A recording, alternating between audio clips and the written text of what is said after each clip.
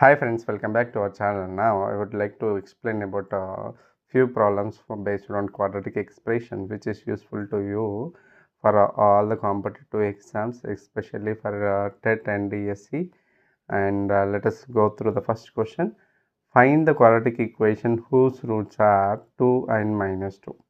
Here we have given the roots of a quadratic equation as a 3 and a minus 2, and we need to find out the quadratic equations.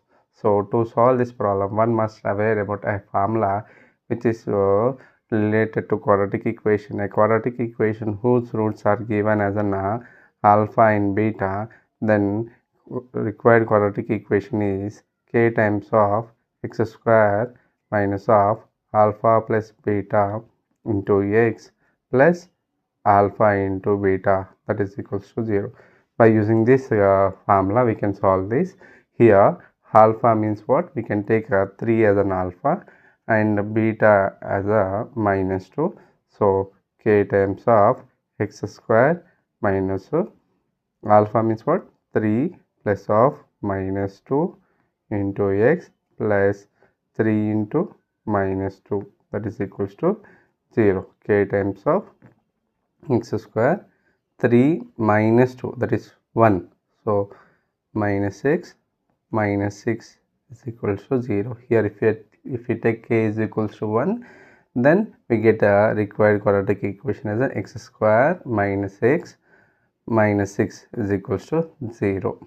This is our required quadratic equation.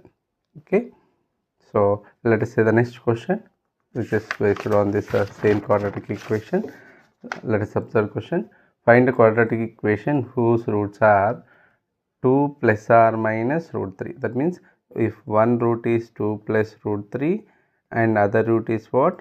Other root 2 minus root 3. From this, what is the value of alpha plus beta? That is equals to, and adding this you will get alpha plus beta is equals to 4. Then alpha into beta, that means 2 plus root 3 into 2 minus root 3. On multiplying this is in the form of a plus b into a minus b. This can be written as a square minus b square, that means 2 square minus root 3 the whole square. 2 square value is 4 and 3 squares, root 3 whole square will get cancelled, you will get as minus 3.